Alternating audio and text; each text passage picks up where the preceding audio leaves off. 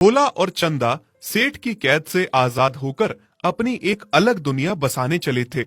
दोनों बहुत खुश थे कि एक साथ हैं और अपनी एक अलग दुनिया बसाएंगे, लेकिन उनकी खुशी में बाधा डालने वाली अब ये कड़ाके की ठंड आ गई थी। भोला देखो ना, कितनी ठंड पड़ रही है। हम घर से तो निकल आए, सेठ जी की कैद से तो आजाद हो गए। मुझे इस बात की बहुत खुशी है, लेकिन हम इतनी ठंड में जाएंगे कहाँ? और अभी मुझे बच्चा भी तो होने वाला है। इस समय मुझे बिल्कुल ठंड नहीं लगनी चाहिए। न हमारे पास अभी घर है और न ही रहने का ठिकाना।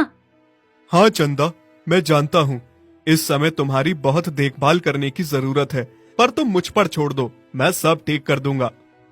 बहुत दूर चलने के बाद चंदा को एक लावारिस झोपड़ी दिखती है। चंदा झोपड़ी को देखकर बहुत खुश हो जाती है। भोला देखो तो, यहाँ झोपड़ी है। शायद ऊपर वाले ने हमारे लिए ही बनाई हो। हमारे पास कोई घर नहीं था रहने के लिए, इसलिए ऊपर वाले ने हमें इस झोपड़ी तक पहुँचाने की राह दिखाई। हाँ चंदा, तुम ठीक कहती हो।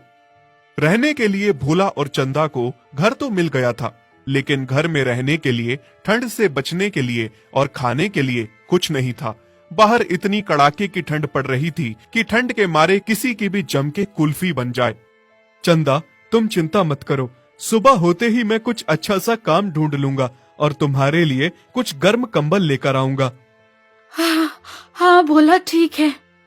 पूरी रात दोनों ठंड में कांप रहे थे, पर दोनों बहुत समझदार थे। दोनों ने एक दूसरे को शिकायत तक का मौका नहीं दिया और अपने अपने मन में सोच रहे थे।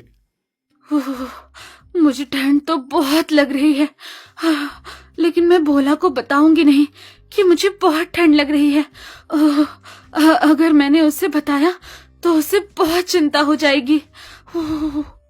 चंदा, मैं जानता हूँ तुम्हें बहुत ठंड लग रही है, लेकिन क्या करूँ, बस सुबह होने का इंतजार करता हूँ। सुबह मैं कोई ना कोई इंतजाम कर लूंगा और किसी भी हाल में तुम्हारे लिए कंबल लेकर आऊंगा। रात भर चंदा को ठंड में ठिठुरता हुआ देख भोला सुबह सुबह ही काम ढूंढने के लिए निकल जाता है। अरे, ये भोला कहाँ गया इतनी सुबह सुबह? पूरा दिन काम ढूंढने पर भी भोला को काम नहीं मिलता है। बस कहीं थोड़ा सा खाने को मिल जाता है, उसे भी वो चंदा के लिए ले आता है। अरे भोला, आ गए तुम? कहाँ चले गए थे सुबह सुबह, और वो भी बिना बताए? मैं काम ढूंढने गया था, लेकिन मैं किसी के काम का नहीं हूँ। मुझे कोई भी काम नहीं मिल रहा। तुम पूरी रात ठंड में कांप रही थी, थर थर रही थी। सोचा सुबह जाकर कुछ काम ढूंढ के पैसे कमा कर आऊंगा, लेकिन पूरा दिन काम ढूंढने पर भी मुझे कोई काम नहीं मिला। तुम ठंड में कैसे रही होगी? इस समय तुम्हें ठंड नहीं लगनी चाहिए। बहुत जरूरी है कि तुम्हारी अच्छे से देखभाल हो। हाँ, तुम चिंता क्यों करते हो? सब ठीक हो जाएगा। इतनी जल्दी हार मत मानो। अभी तो तुम एक दिन काम देखने गए थे, कल फिर से चले जाना। और रही ठंड की बात, तो इतनी भी ठंड नहीं है जितना तुम कह रहे हो।